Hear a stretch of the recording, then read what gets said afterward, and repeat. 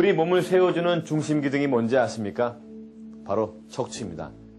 우리 몸의 장기가 제 위치에서 제 역할을 할 수 있는 것은 척추에 지지가 있기에 가능합니다. 그리고 척추의 또 다른 중요한 기능은 인체 신경망의 축을 이룬다는 것입니다.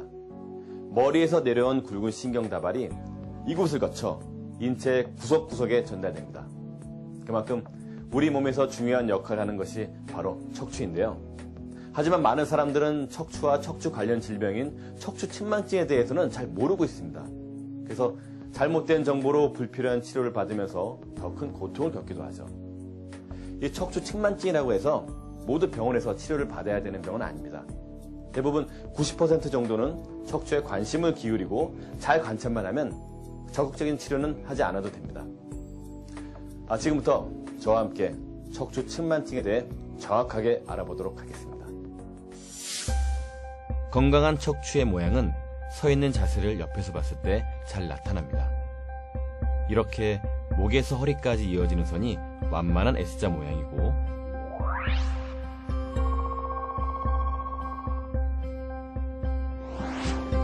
뒤에서 봤을 때는 일자로 바르게 곧아 있으면 건강한 척추의 모습입니다. 그런데 척추측만증은 정상 척추와 달리 척추가 옆으로 S자 또는 C자 모양으로 휘어 있고 휜 정도가 10도 이상일 경우를 척추측만증이라고 합니다. 옷 입었을 때 이제 조금만. 그러나 단순히 척추가 옆으로만 휘는 것이 척추측만증의 전부는 아닙니다.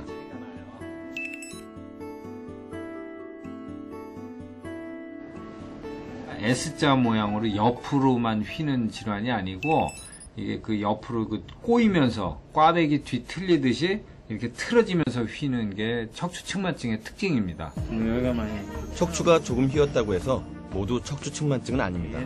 척추의 휜 정도가 10도 미만인 경우는 정상이며 10도 이상 휘었을 경우에만 척추측만증으로 진단합니다. 척추측만증은 크게 두 가지 종류로 나눠집니다. 첫 번째는 기능성 척추측만증. 주로 바르지 않은 자세나 무거운 책가방, 요통에 의해 발생하는데요. 이 경우는 원인만 제거하면 쉽게 교정이 가능하고 악화되는 경우는 드뭅니다. 또 하나는 구조적 척추측만증으로 내성마비와 근육마비, 소아마비, 그리고 선천성 척추 이상 등에 의해 발생합니다. 이처럼 다른 질병이나 척추 자체의 문제로 인해 그 원인이 명확할 때도 있지만 구조적 척추측만증의 대부분은 정확한 원인이 밝혀지지 않은 특발성 척추측만증입니다. 이러한 구조적 척추측만증은 교정도 잘 안 되고 성장하면서 진행하는 경우도 있는 것이 그 특징이라고 할 수 있습니다. 척추측만증에 대해 살펴보았는데요. 앞서 보신 것처럼 척추측만증은 여러 가지 종류가 있습니다. 그 중에서도 우리가 주목해야 할 것이 있습니다. 바로 특발성 척추측만증입니다. 주로 사춘기인 10살 때부터 15살 사이에 주로 발생하는데요. 모든 척추측만증의 80% 이상을 차지하는 것이 이 특발성 척추측만증입니다. 그런데 고려대학교 척추측만연구소 조사에 따르면요. 우리 아이들에게서 이 특발성 척추측만증이 해마다 크게 증가한다고 하는데 왜 그런 것일까요? 특발성 척추측만증의 원인은 아직 밝혀지지 않았는데요. 초등학교 5, 6학년이나 중고등학생들에게 주로 나타납니다. 그리고 특발성 척추측만증의 특징 중 하나는 바로 여학생이 남학생에 비해 무려 5배 정도 많다는 사실입니다. 바른 자세로 쓰면은 이렇게 한쪽으로 등이 튀어나오는. 또 하나, 우리나라의 경우 특발성 척추측만증 증세를 보이는 아이들이 매년 급증하고 있다는 것입니다.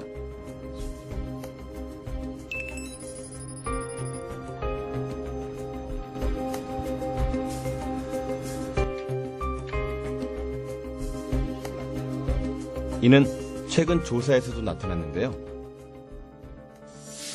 2000년 1.7%였던 유병률이 2008년에는 6.2%로 4배나 늘었고, 특히 여학생의 경우는 2008년에는 무려 8.6%로 3.9%인 남학생보다 월등히 높았습니다.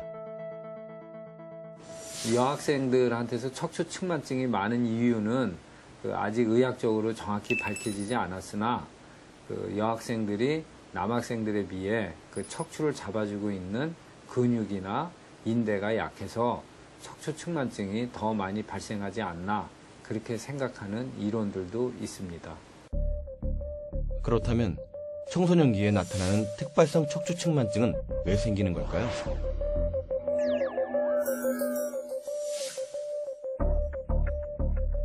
아직까지 원인은 밝혀지지 않았으나 약 25% 정도를 차지하는 유전적인 요인을 제외하면 평형감각이나 허리 근육, 그리고 디스크 이상이나 성장 호르몬 등의 원인이 있지 않을까 추측하고 있습니다. 여기가 이제 힘이 게다가 요즘 청소년기 아이들은 성장에 비해 운동량은 부족합니다.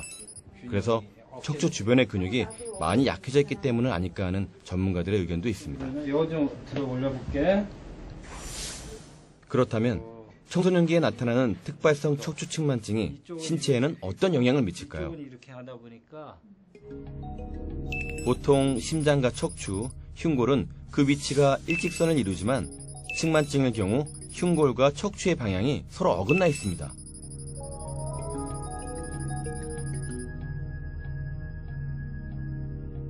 그래서 측만증이 80도 이상 심한 경우 심폐기능을 떨어뜨릴 수 있습니다.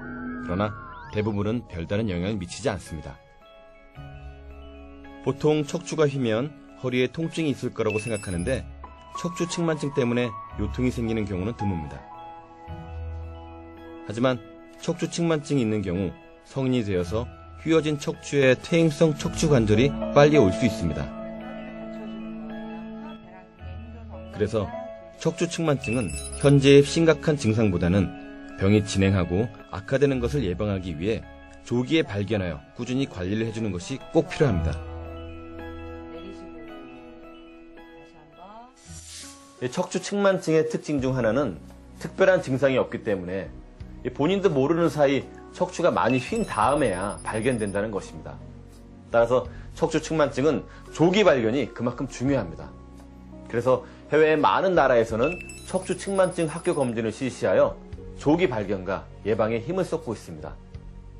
이제부터 척추 측만증을 예방하고 치료하는 방법에 대해 자세히 알아보도록 하겠습니다. 척추 측만증의 조기 발견을 위해서는 아이들 스스로는 물론이고 부모님들의 주의 깊은 관찰도 필요합니다. 아이들의 척추 상태를 알아보는 몇 가지 자가 진단법이 있습니다.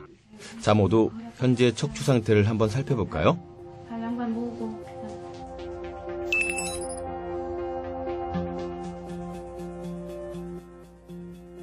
척추 측만증의 경우 똑바로 선 자세에서 양쪽 어깨의 높이가 다릅니다.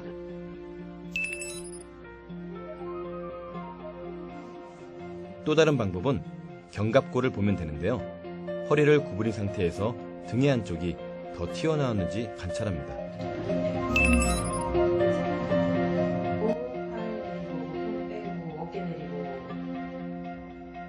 셋째, 양팔을 편하게 늘어뜨렸을 때 양쪽 손끝의 높이가 다를 때에도 척추 측만증을 의심해 봐야 합니다.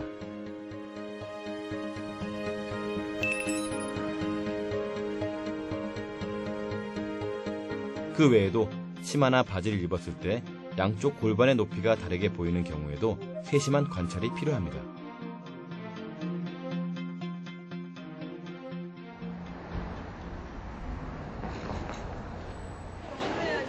측만증이 의심되면 일단 병원을 찾아 자세한 검사를 해보는 것이 좋습니다.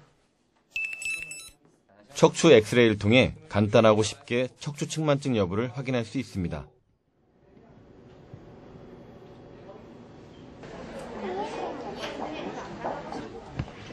검사를 통해 정확한 결과가 나오면 앞으로의 치료 방향이 결정되는데요.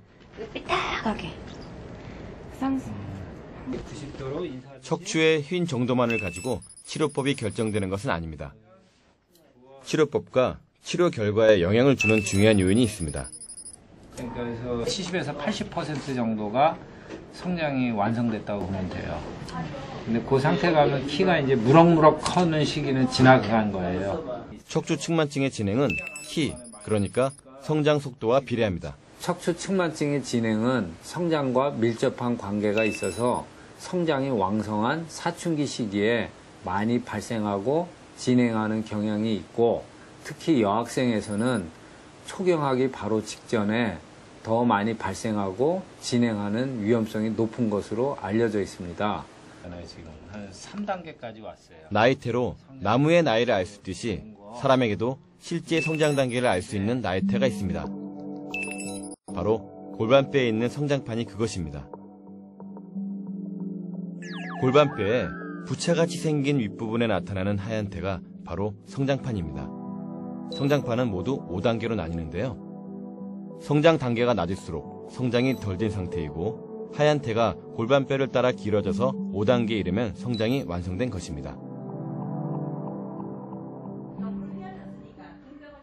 따라서 측만증은 12세 미만의 초등학생들, 특히 여학생일 경우에는 초경이 아직 없을 때이고 성장 단계가 3단계 이하인 경우 그 위험성과 진행 가능성은 매우 높아집니다. 척추 측만증은 성장이 멈추면 진행도 함께 멈춥니다. 따라서 성장이 어느 정도 완료되는 16세에서 17세가 되면 측만증도 더 이상 진행되지 않습니다. 척추 측만증은 단순히 허리가 휜 정도에 따라 간단하게 치료를 시작하는 병은 아닙니다. 현재 척추가 휘어진 정도, 몸의 기형 정도, 환자의 나이와 성별 등을 종합적으로 고려해서 전문의에게 평가를 받고 충분히 상담하여 앞으로의 치료 방향을 결정하는 것이 가장 좋은 방법입니다. 이렇게 병에 대해 정확한 정보와 상태를 알고 치료를 시작한다면 혹시 허리가 휘어 척추신경에 이상이 있지는 않을까? 다른 데 이상이 생기지 않을까? 하는 이런 걱정을 하면서 잘못된 민간요법이나 불필요한 치료를 받는 일이 없을 것입니다. 이제 척추 측만증의 치료법에 대해 알아보도록 하겠습니다. 측만증의 치료는 크게 정기적인 관찰, 보조기 착용, 그리고 수술, 이 세 가지로 나누어집니다. 척추가 20도 이하로 휘어진 경우는 특별히 치료가 필요하지 않습니다. 다만 척추 측만증 체조 등을 하면서 5, 6개월 간격으로 엑스레이를 찍어서 더 나빠지지 않았는지 정기적인 관찰만 하면 됩니다. 해보고 6초. 하나, 둘, 셋, 넷. 척추가 20도에서 40도 정도 휘고 계속 휘어지는 경우에는 보조기를 착용하는데 보조기의 원리는 늑골을 밀어 간접적으로 척추를 바르게 하는 원리입니다. 보조기는 휘어진 각도가 20도 이상이면서 5도 이상 각도가 진행하는 경우에만 착용합니다. 하지만 20도 이상이어도 측만증이 더 이상 진행하지 않으면 보조기를 착용하지 않습니다. 보조기를 착용하면 좋아질 것을 기대하는 분들이 꽤 많이 있으나 사실은 좋아지는 경우는 일부 환자에서만 좋아지고 대부분은 그 상태에서 더 나빠지지 않게 하는 것만으로도 성공이라고 봅니다. 보조기의 효과에 대해서는 지나친 기대는 금물입니다. 실제로 22개월 동안 보조기를 착용하여 좋아진 사례가 있는가 하면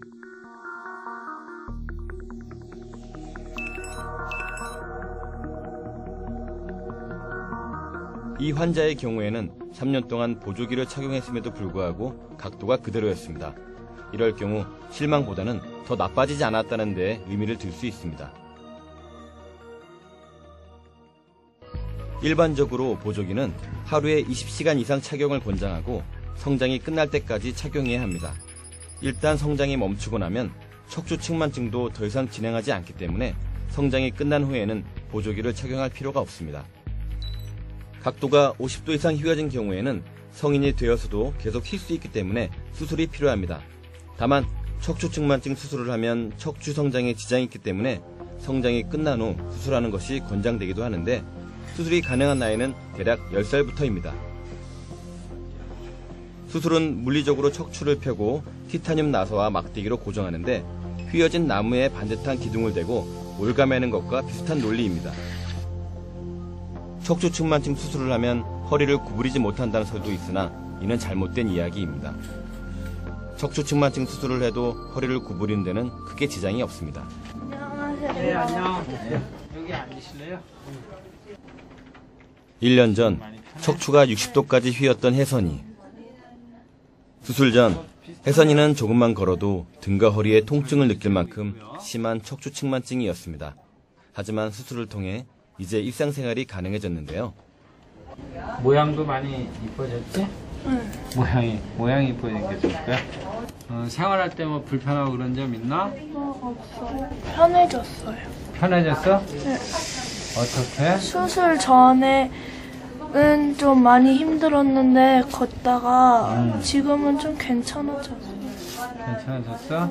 유연성이. 척추측만증은 아직 그 원인이 정확히 밝혀지지 않았고 치료도 어려운 병입니다.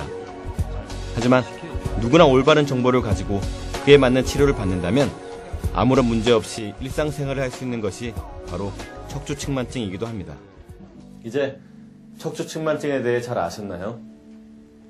척추측만증은 평소 관심을 갖고 병에 대해 정확하게 알고 있다면 절대 두려워할 병이 아닙니다. 하지만 모르고 지나칠 때에는 급격히 진행돼서 손을 쓸 수 없을 만큼 치료가 어려운 질병이기도 합니다. 검은 독곰이라 불리는 세계적인 프로 당구 선수 자넷 리. 자넷 리는 미국의 중앙인디애나 척추측만협회의 대변인으로 활동하고 있는데요. 이 자넷 리 선수도 12살 때 특발성 척추측만증으로 55도나 휘어진 척추에 철심을 박는 대수술을 받았다는 사실, 여러분들은 잘 모르실 겁니다. 아직 척추측만증이 심하지 않은 경우 허리 근육 강화를 위해서 틈틈이 운동해주는 것도 좋은 방법 중에 하나입니다. 지금까지 설명해드린 척추측만증에 대한 정보가 성장기 우리 학생들의 척추 건강을 지켜주는 좋은 안내서가 되었으면 합니다. 행복하고 즐거운 삶은 건강에서 시작된다는 사실 절대로 잊지 마세요.